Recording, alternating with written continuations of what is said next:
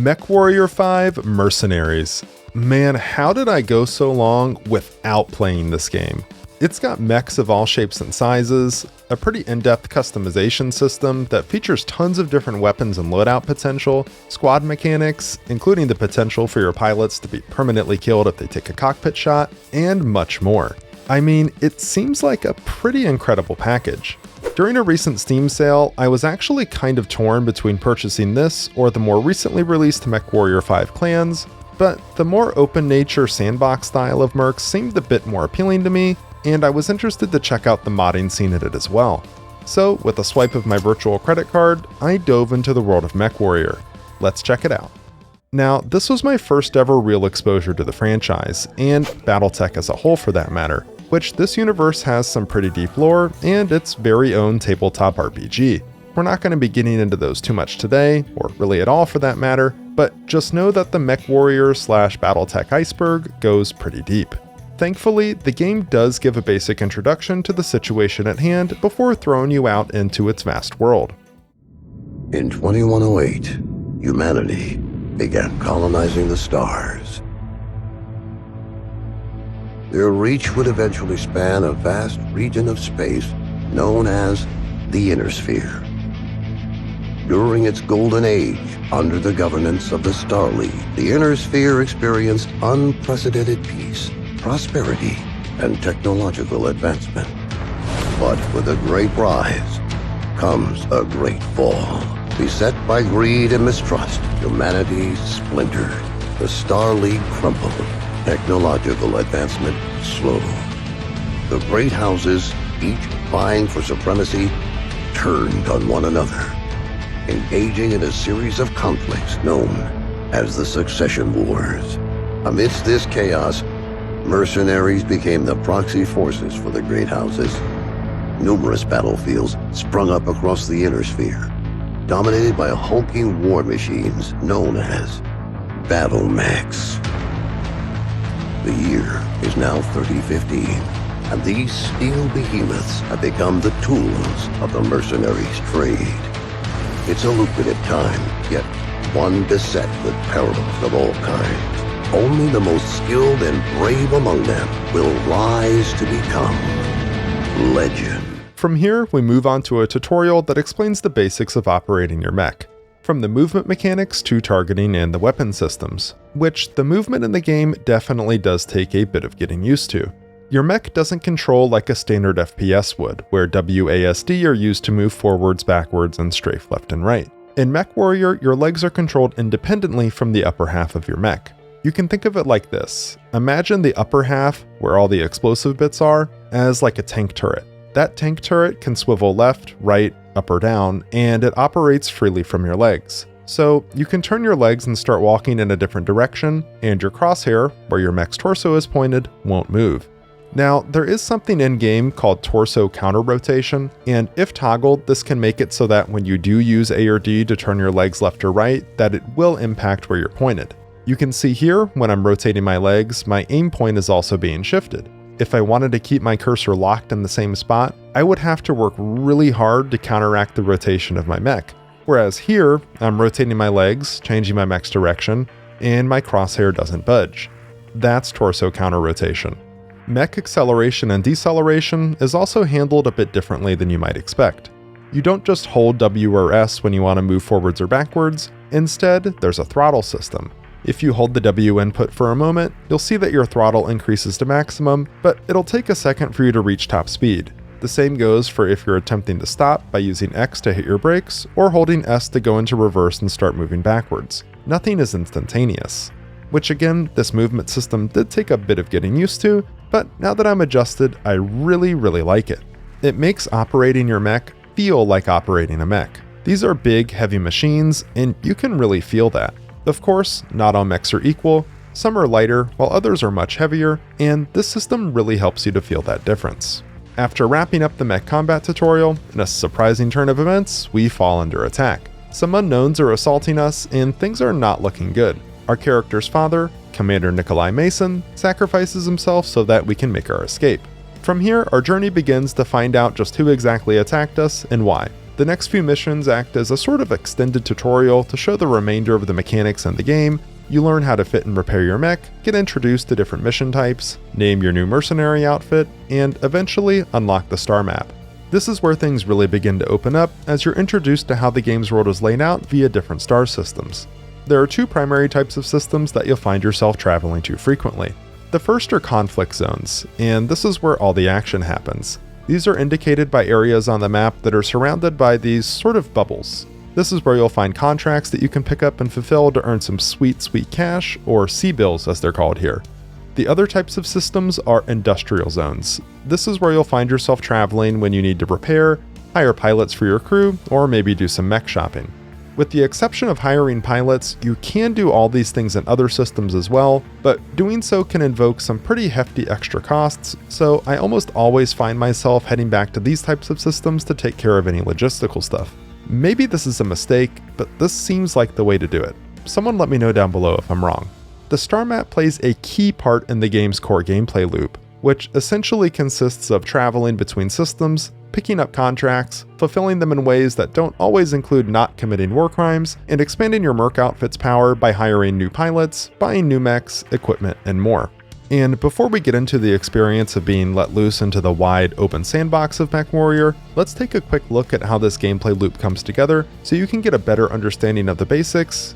It could be a tad overwhelming otherwise. I know that personally, prior to actually picking up and playing the game, anytime I'd ever watched footage of it, the combat and in-mission stuff always looked fantastic. It was all the other stuff, the in-between bits that were intimidating to me. It all just seemed like so much, and a bit overwhelming, but I'm here to tell you that it's not. We'll start by introducing the home screen, which is essentially where everything that takes place outside of missions can be accessed. There is also the option to go to your hangar, which puts you in a first-person view inside your ship, and you do have to come into this view sometimes to interact with NPCs for story missions, but for the actual sandbox experience, it seems pretty irrelevant unless you just want to go in and look at your mechs in first person. But from the home screen, you're able to access all the most important features the game offers. First, let's start with the options that you have at the top of the screen. There's the Battle Mechs menu, where you can view your mechs, repair them, sell them, adjust loadouts, and more. The star map, which we just talked about, equipment, where you can buy and sell everything that actually gets equipped onto your mech, the mech market, where you can shop for new mechs, there's the barracks, where you can browse and hire pilots, and finally there's operations, which is where you can view upgrades that you've unlocked. On the right side of the screen, there are a few more options available, although these will change depending on the system you're in and what you have access to in that system. The biggest ones though are view transmissions, which this is where you receive priority communications for missions or contracts that fall outside of the, what I would call standard ones that you have access to when in a system. There's the contracts button. This is where you'll go to access whatever contracts are available. If you click on it, you'll see a list of whatever's available in the system. And the last major one is timeline, which is where you'll go to accelerate time if needed, which, yeah, that one might require a bit of explanation. In this game, things take, you guessed it, time. Need to repair a heavily damaged mech, or maybe swap out one of its equipped weapons for something a bit fancier that you just bought on the market? Yeah, it's not instantaneous like how it is in Armored Core or many other mech games out there where you deal with different customization elements. When you want to make a change to your mech, it's done via a work order to be completed by our lovely mechanic, Fahad, who has a kind of polygonal forehead that I couldn't help but notice. Work orders like this cost not only time, but money too. And costs like these are also associated with traveling from system to system, which it's easy to understand the cost aspect of all of this, but how significant is the time aspect? Well, as you play the game and more time passes by, you'll get into later and later time periods in your little sandbox universe. There isn't an actual time limit on how long you have to complete your campaign or career, but you'll notice that as you proceed further and further, new mechs and technologies will become available. There is a sort of set cutoff at the year 3049, but nothing really happens if you go past that date. You'll just notice that new stuff stops getting added. So there really isn't much need to stress about passing too much time. Alright, so hopefully now you have a decent understanding of the home screen and maybe are just a little less intimidated by it and its contents. Now at this point, I have to mention mods. After progressing the story and getting a decent grasp of the game's mechanics, I wanted to explore the world of mod in MechWarrior. There's a ton of mods out there for the game, and I'm honestly not running too many at this point, I will put an image up on screen now so you can see the full list, but I'm primarily running Not Another Mech Lab and some of the other Not Another mods, which greatly increase the number of mechs and parts available in-game, as well as enhancing the loadout building options for mechs. There are some other small tweaks too, like the addition of passives to mech chassis, salvage changes, and more. There's also a couple of quality of life changes, like the addition of higher res textures and the removal of that damn system travel animation when traveling between star systems. I found that these mods took what was already a great experience and just turned it up a little bit further. And honestly, after playing with them, it would be hard to go back to vanilla. It doesn't change the core gameplay loop in any way, it just makes it better. Before we move on, I'm excited to announce a brand new partnership with Apex Gaming PCs. With custom-built PCs available in different configurations at various price points, they're sure to have an option for any gamer out there, especially when you factor in their affordable and flexible financing options. Whether you're on a budget and opting for the entry-grade Apex Bronze, or looking to dominate your competition with the Streamer Plus, you can rest easy knowing that your investment is protected by the Apex standard 2-year parts and lifetime labor warranty. For a limited time, you can use my 10% discount code JARBO at checkout when purchasing. See link in the video description below. Alright, let's talk about the experience of being let loose into MechWarrior's vast universe and building a mercenary outfit from essentially the ground up.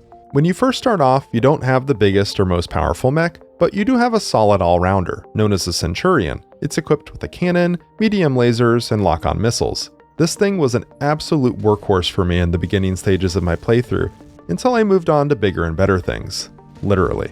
Together with my squad, or lancemates as they're called here, we assaulted enemy bases, defended targets, and generally just wreaked havoc against anything we were thrown up against. Along the way, I unlocked new mechs, weapons, and remember those war crimes I mentioned earlier? Yeah, a good bit of that.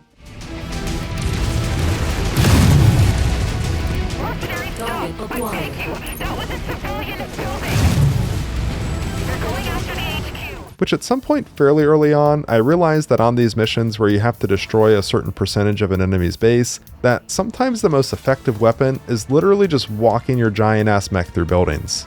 Not everything was always sunshine and rainbows though. Things can go south pretty quickly, especially if something really unfortunate happens, like, oh, you know, losing an arm or a leg perhaps. Damage in this game follows a more modular type system. Mechs don't have just a flat HP pool that depletes from 100% to 0 before you die. Instead, damage is done to individual parts, like your arms, torso, legs, etc. As you progress through missions, you'll see that as you take damage, different parts on your mech begin to change color on the overlay in the bottom left corner.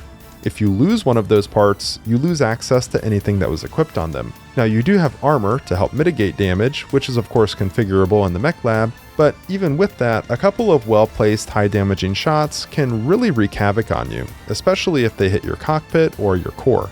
This damage system really makes combat fun for me though, because of course, this also applies to enemy mechs. Using precise, high-damage weapons like the Gauss rifle and trying to snipe enemy cockpits is a personal favorite of mine. It's just so satisfying when you finally land one of those killing blows. There's real incentive to try to avoid taking damage too, because if you do happen to lose parts on your mech, it can be quite expensive to repair. Now this can be mitigated slightly by negotiating hazard pay on missions, which transitions perfectly into another topic that we've yet to cover: standings and reputation. Whenever you're taking and fulfilling contracts, there's always someone that you're targeting that's getting the raw end of the deal. You probably noticed earlier how the star map is broken up into different colors. Each of these represents a faction or house. There are 5 primary houses in the MechWarrior universe, each with their own different set of ideals. There's House Davian, Karita, Lau, Merrick, and Steiner. As you're building up your Merc outfit, you'll inevitably find yourself taking missions that benefit one faction over another. This causes your standings to rise with whoever you're fulfilling contracts for, and fall with whoever you're fighting against. Now, at least from what I've seen so far, this will never make it so that you can't accept contracts with certain factions, but you will experience harsher penalties when attempting to repair inside those factions' space, as well as less negotiation points when taking on contracts. What are negotiation points, you ask? Well, when you're offered a contract, you receive a set amount of these points. These can be used for 4 things: increasing C-bill payout, salvage shares, damage coverage, or even offering airstrike support in missions. So depending on what you're looking for out of a specific mission, you can spend these points as you see fit. If it's a higher level mission, or you just think for whatever reason that there's a good potential for you to take a lot of damage, you can take increased damage coverage. Or if you're expecting to face a large number of enemy mechs and are looking to potentially salvage some of them to add to your roster, you can negotiate for increased salvage shares. You'll also find that your overall reputation increases as you progress too, which allows you to take on higher level missions that, while yes, they're more difficult, they also pay out much more. Personally, when negotiating, I always found myself putting like 1 or maybe 2 points in the damage coverage, and then sinking as much as possible into salvage shares, just in case there was a valuable mech that I'd have the opportunity to scoop up post-mission. Mechs like this will almost always be in disrepair, since you know they were only available because you defeated them, but I just hated missing the opportunity to scoop up mechs to sell for big profits or to try out for myself. And yeah, the roster of mechs to pilot is pretty impressive, especially when the game's modded. Thanks to how mech weight is handled, you can really feel the difference between different chassis. Being in a big, heavier mech really feels powerful, while on the contrary, being in something that's small and lightweight feels incredibly zippy, and it makes me feel like if I spend enough time with the game that I'd be almost untouchable if I could get good enough to get in close and circle strafe opponents while avoiding their attacks. But I don't know, the bigger weapons, particularly the Gauss rifle, just feels so fun and powerful to use. I might just be more of a big mech kind of guy. Let me know if you'd be interested in seeing more MechWarrior down below. I really feel like I'm just scratching the surface, and I haven't even touched the true Sandbox mode, Career, yet. So let me know if you'd like to see more. Also, if there are any must-have mods that you'd recommend, I'd love to hear your suggestions. Thanks for watching. Until next time.